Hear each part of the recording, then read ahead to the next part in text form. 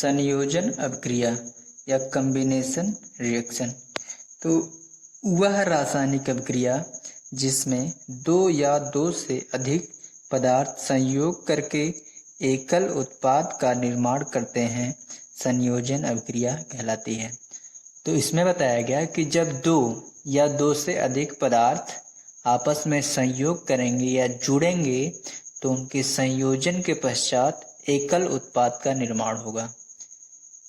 Example यहाँ पे NH3 + HCl gives out NH4Cl। ये अमोनिया है, यह हाइड्रोक्लोरिक अम्ल है, तो दोनों संयोग करके यहाँ पर अमोनियम क्लोराइड या नौसादर का निर्माण किए हुए हैं। तो ये जो अभिकारक देख रहे हैं यहाँ पर, अभिकारक की संख्या 2 है और उत्पाद की संख्या 1 है, तो ये संयोजन अभिक्रिया का उदाहरण हुआ।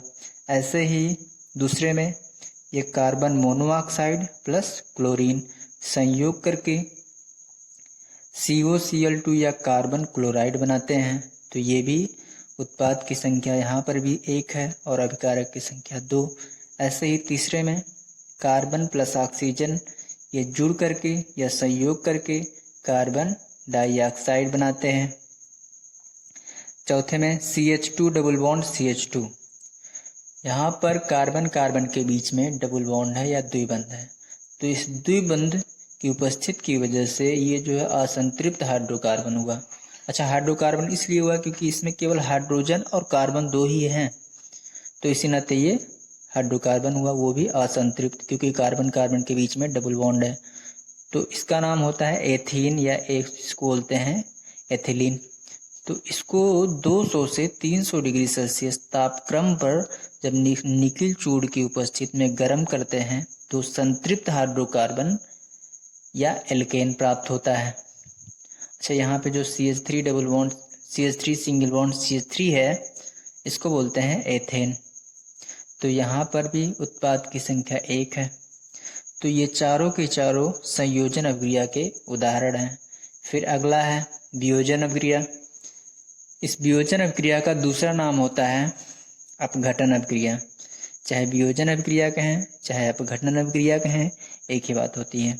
तो वह रासायनिक अभिक्रिया जिसमें यौगिक बाह्य कारकों मतलब एक्सटर्नल फैक्टर जैसे ऊष्मा, प्रकाश, विद्युत के प्रभाव से अपने अवयवों में वियोजित हो जाता है, वियोजन अभिक्रिया कहलाती है।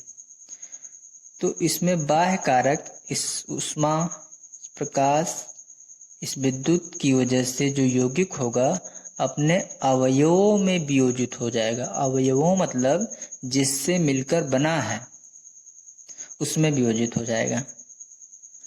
तो वियोजन अभिक्रिया निम्नलिखित 3 प्रकार की होती है। पहला है ऊष्मीय अपघटन।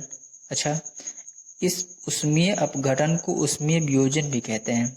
चाहे अपघटन कहें चाहे वियोजन कहें, स्वेच्छा से आप कुछ भी कह सकते हैं। तो ऊष्मीय वियोजन या थर्मल डिकम्पोजिशन, तो स्पष्ट है, शब्द से ही स्पष्ट है कि इसमें जो अपघटन या वियोजन की क्रिया होगी वो ऊष्मा की उपस्थिति में होगी। तो यहाँ पर लिखा गया है ऊष्मा की उपस्थिति में होने वाला वियोजन ऊष्मीय वियोजन कहलाता है। उदाहरण CaCO3 कैल्शियम कार्बोनेट। ये कैल्शियम कार्बोनेट ऊष्मा की उपस्थिति में अपघटित होकर के या वियोजित होकर के ये 2 उत्पाद देता है। ये पहला है कैल्शियम ऑक्साइड और दूसरा है कार्बन डाइऑक्साइड। तो यहाँ वियोजन की क्रिया ऊष्मा की उपस्थिति में हो रही है। ऐसे ही फेरस सल्फेट है, ये ऊष्मा की उपस्थिति में अपघटित होकर के या वियोजित होकर के ये 3 उत्पाद का निर्माण करता है। ये Fe2O3 मतलब इसको बोलते हैं फेरिक ऑक्साइड, फिर ये है सल्फर डाइऑक्साइड और ये है सल्फर ट्राइऑक्साइड। तो दोनों एग्जाम्पल्स में देख रहे हैं उत्पाद की संख्या तो 2 है या 2 से अधिक है, जबकि अभिकारक की संख्या 1 है। तो ये विशेषता होती है वियोजन अभिक्रिया की कि अभिकारक की संख्या तो 1 होगी, जबकि उत्पाद की संख्या 2 भी हो सकती है और 2 से अधिक भी हो सकती है। फिर अगला है प्रकाश अपघटन या इसको बोलते हैं फोटोलिसिस। फोटो मतलब होता है लाइट और लिसिस मतलब होता है वियोजन या अपघटन।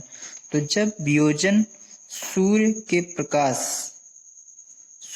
प्रकाश लिखा गया है एच न्यू, एच है प्लांक नियतांक और न्यू है आवृत्ति द्वारा होती है, तब यह प्रकाश वियोजन या प्रकाश अपघटन कहलाता है। एग्जाम्पल यहाँ पे AgCl मतलब सिल्वर क्लोराइड, इसी को हार्न सिल्वर भी कहते हैं। तो ये सूर्य के प्रकाश अर्थात HNU के उपस्थित में ये सिल्वर और क्लोरीन में अपघटित हो जाता है या वियोजित हो जाता है। तो यहाँ पर वियोजन की जो क्रिया है सूर्य के प्रकाश की उपस्थिति में हो रही है, अतः ये जो एग्जाम्पल है या उदाहरण है ये प्रकाश अपघटन या फोटोलिसिस का है। फिर अगला है विद्युत वियोजन, नाम से ही स्पष्ट है वियोजन या अपघटन विद्युत धारा के प्रभाव से होगा। अब इसमें बताया गया वह अभिक्रिया जिसमें यौगिक के जलीय विलयन में विद्युत प्रवाहित करने पर दो या दो से अधिक सरल पदार्थों में अपघटित हो जाते हैं, विद्युत वियोजन कहलाता है। यह इस प्रक्रिया में धनायन कैथोड पर तथा ऋणायन एनोड पर एकत्रित होता है। तो इसमें बताया गया कि यौगिक के जलीय विलयन में जब विद्युत धारा प्रवाहित करेंगे, क्या प्रवाहित करेंगे? विद्युत धारा प्रवाहित करेंगे, तो उस विद्युत धारा के प्रभाव से जो यौगिक होगा वो अपने सरल पदार्थों में अपघटित हो जाएगा, दो या दो से अधिक पदार्थों में अपघटित हो जाएगा। तो इस प्रक्रिया में धनायन जो उत्पन्न होगा वो कैथोड पर जाएगा और जो ऋणायन होगा वो एनोड पर जाएगा। यहाँ पर उदाहरण में H2O, इस H2O मतलब जल, तो जो जल में विद्युत धारा प्रवाहित करी जाएगी या तो ये जो है विद्युत अपघटन के फलस्वरूप जो जल का हाइड्रोजन है ये अलग हो जाएगा और ऑक्सीजन अलग हो जाएगा। चूंकि हाइड्रोजन धनायन होता है तो धनायन होने के नाते ये कैथोड पर जाएगा और ये ऑक्सीजन ऋणायन है तो ये एनोड पर जाएगी। और ध्यान रहे कि जो ऑक्सीकरण की क्रिया है वो हमेशा एनोड पर होती है, जबकि अपचयन की क्रिया हमेशा कैथोड पर होती है। फिर अगला एग्जाम्पल KCl, तो जब KCl या पोटेशियम क्लोराइड के जलीय विलयन में विद्युत धारा प्रवाहित करेंगे तो विद्युत अपघटन के पश्चात पोटेशियम अलग होगा और ये क्लोरीन अलग हो जाएगा। तो पोटेशियम धन आयन है तो ये धन आयन कैथोड पर चला जाएगा और ये जो क्लोरीन है ये ऋण आयन है तो ये एनोड पर चला जाएगा। जब एनोड पर जाएगा तो इसका ऑक्सीकरण होगा और ये कैथोड पर जाएगा तो इसका अपचयन होगा। फिर तीसरा प्रकार है वियोजन अभिक्रिया का विस्थापन या प्रतिस्थापन अभिक्रिया। इसको बोलते हैं डिस्प्लेसमेंट और सब्स्टिट्यूशन रिएक्शन। तो वह अभिक्रिया जिसमें अधिक क्रियाशील तत्व कम क्रियाशील तत्व के यौगिक से उस तत्व के परमाणु को विस्थापित कर स्वयं उसका स्थान ग्रहण कर लेता है, प्रतिस्थापन अभिक्रिया कहलाती है। तो इसमें ये बात समझाने की कोशिश की गई है कि जिस तत्व की क्रियाशीलता अधिक होगी वो तत्व उस तत्व को विस्थापित कर देगा उसके जलीय विलयन में से या फिर उसके यौगिक में से उस तत्व को विस्थापित कर देगा जिस तत्व की क्रियाशीलता कम होगी। एग्जाम्पल में यहाँ पे जिंक प्लस कॉपर सल्फेट, तो यहाँ पर ये जो जिंक है इस जिंक की क्रियाशीलता इस कॉपर सल्फेट से अधिक होती है। क्यों? क्योंकि जो कॉपर सल्फेट में ये जो कॉपर दिख रहा है इस कॉपर का स्थान विद्युत रासायनिक श्रेणी में नीचे होता है इस जिंक से, तो जो जिंक से नीचे होने की वजह से क्रियाशीलता इसकी कम हो जाती है। तो इसी नाते इस कॉपर सल्फेट के विलयन में से एक कॉपर हट जाता है और इसका जो स्थान है ये जिंक ग्रहण कर लेता है।